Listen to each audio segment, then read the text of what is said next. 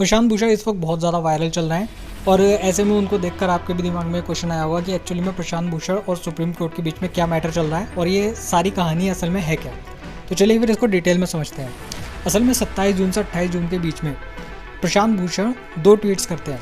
अब एक ट्वीट्स में वो सुप्रीम कोर्ट के ऊपर और उनके जजेस के ऊपर क्वेश्चन उठाते हैं कि असल में जो सुप्रीम कोर्ट के जजेस है वो अपना काम ठीक से नहीं कर रहे हैं, और दूसरे ट्वीट्स में वो चीफ जस्टिस शरद अरविंद बोबड़े पर क्वेश्चंस उठाते हैं। असल में उनका एक फ़ोटो हार्ली डेविडसन पर बैठे हुए उनका फ़ोटो बहुत वायरल हुआ था, और वो फ़ोटो उस वक्त का था जब पूरे देश में लॉकडाउन लगा हुआ था, क्वारंटीन चल रहा था, सब लोग कोरोना से लड़ रहे थे।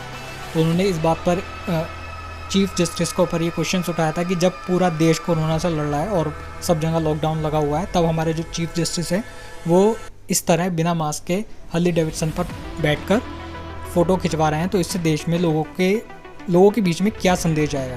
अब ये दोनों ट्वीट्स जो होते हैं वो पहुंच जाते हैं सुप्रीम कोर्ट, और सुप्रीम कोर्ट कहता है कि ये दोनों ट्वीट्स आपके सुप्रीम कोर्ट की अवमानना है, मतलब आपने सुप्रीम कोर्ट का अपमान किया है इन दोनों ट्वीट्स को करके, और अब आपको इसके लिए सज़ा मिलेगी।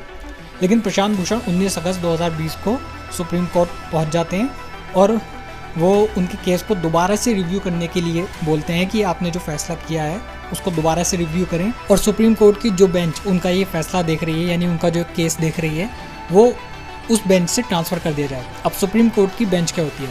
असल में सुप्रीम कोर्ट में हमारे जो टोटल जज होते हैं उनकी संख्या होती है 31, यानी सुप्रीम कोर्ट के अंदर 31 जज होते हैं, और पूरे देश में से कहीं से भी अगर कोई भी इशू सुप्रीम कोर्ट के अंदर पहुंचता है तो इन 31 जजेस में से 5 जज टीम बनाकर उसका फैसला करते हैं कि उसके ऊपर क्या निर्णय लेना चाहिए।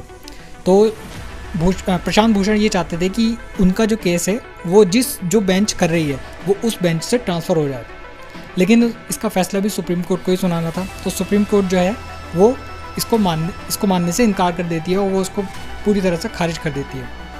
और उन्हें 24 तारीख तक का टाइम मिलता है कि आपने जो 2 ट्वीट्स किए हैं उसके बारे में सफाई पेश कीजिए, और अगर आप चाहें तो माफ़ी भी मांग सकते हैं। लेकिन सुप्रीम कोर्ट के इस फैसले पर प्रशांत भूषण के कई सारे स्टेटमेंट्स न्यूज़पेपर्स में आते रहे, और उन्होंने उसमें यही कहा कि सुप्रीम कोर्ट के कहने पर मैं भले ही अपनी जो ट्वीट्स मैंने 2 किए हैं उसके ऊपर मैं दोबारा रिव्यू ज़रूर कर लूँगा, लेकिन मुझे लगता नहीं है कि मेरा फ़ैसला कोई ज़्यादा बदलेगा, क्योंकि मैंने जो 2 ट्वीट्स किए थे वो हर इंडियन का अधिकार है कि वो किसी को भी वो क्रिटिसाइज़ कर सकता है, गवर्नमेंट को या फिर जजेस को।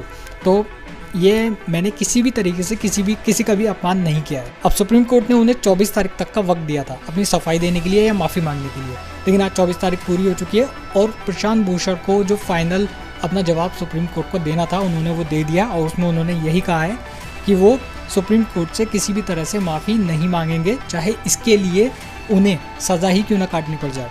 वैसे सुप्रीम कोर्ट का जो प्रशांत भूषण के ऊपर ये फैसला आया है, इसको 3000 लोगों का क्रिटिसिज्म फेस करना पड़ा है, और इन 3000 लोगों में रिटायर्ड जज भी शामिल हैं।